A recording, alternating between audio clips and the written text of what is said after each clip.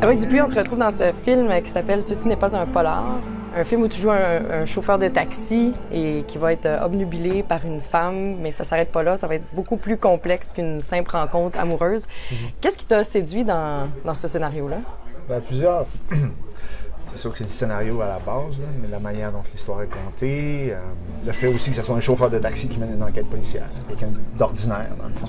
Puis quelque chose que j'aime beaucoup du film, c'est que le coupable soit coupable d'avoir rien fait. Et ça, je trouve que c'est quelque chose de très actuel. C'est comme si puis personne qui est responsable de rien aujourd'hui à quelque part. Ah! Qu'est-ce que tu fais là? Le réalisateur et auteur de Ceci n'est pas un polar, est-ce que tu le connaissais quand il t'a soumis le scénario? Est-ce qu'il te l'a soumis, tout simplement? Oui. Ben, en général, c'est pas mal ça. Le scénario arrive chez mon agent. Est-ce qu'il y a un pré-filtrage? Non. Non, je lis tout. Puis après ça, ça vient me chercher, mais là, je suis pas plus loin. C'est là qu'on s'est rencontrés. C'est là qu'il m'a dit, ben là, moi, c'est pas vraiment à toi que je voulais donner le rôle, je te trouve trop beau. Tu sais. Il t'a dit ça? Oui. Et ça, j'ai trouvé ça génial.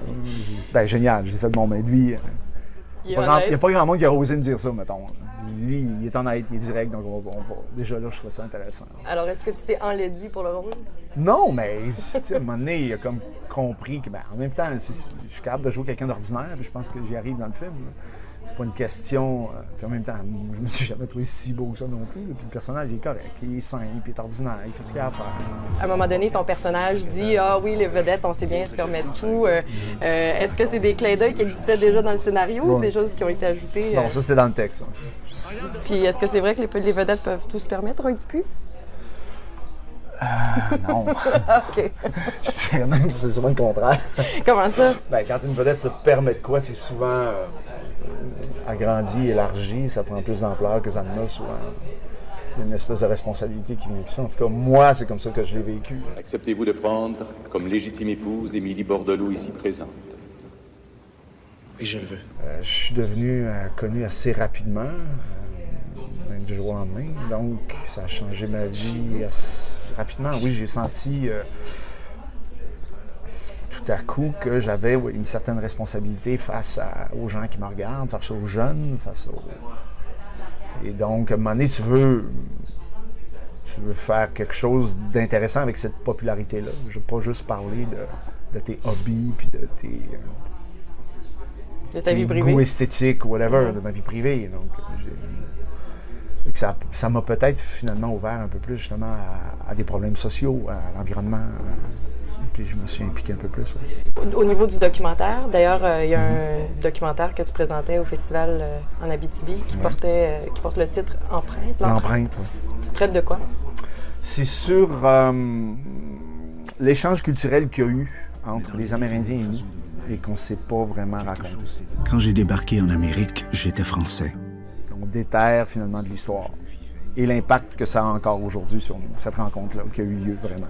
Toi, est-ce que tu vas voir des films? Est-ce que tu es un oui, bien, je vais pas tout chez nous, moi.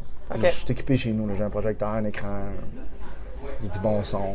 Je suis en campagne, j'habite en campagne, donc... Puis c'est ça, c'est sûr que les sorties en public, là, ça commence à être moins pire, mais ça l'est quand même. Des fois, ça me... C'est difficile d'aller en public, sortir en public? Moi, ça me... Ouais.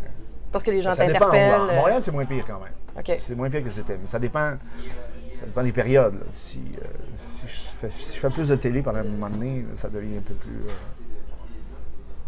Mais il y a eu une période, moi, en tout cas. Tu peux pas faire ton épicerie?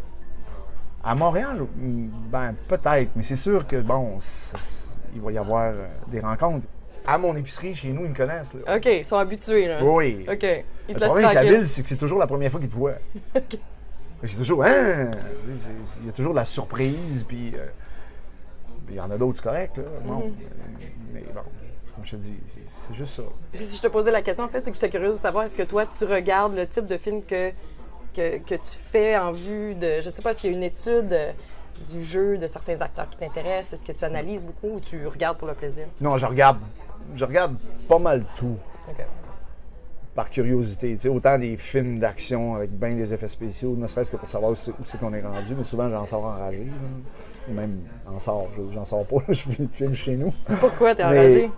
Ben, je sais pas, j'en ai vu dernièrement, mais c'est ridicule. Il n'y a pas de scénario, il n'y a pas d'histoire. C'est que des prétextes à faire bouger des robots, Il n'y a plus d'intelligence des fois. Là. Toi, t'as jamais pensé écrire un scénario? Oui, à un moment donné, puis ça a comme pris le bord parce qu'il y a comme un film qui est sorti qui parlait de la même affaire. Ah. C'était Dead Man Walking. OK. Peut-être un jour, je sais pas. Mais pour l'instant, non, je manque pas de ça. Je manque pas d'ouvrage. Merci beaucoup, Roy Dupuis. Ça fait plaisir.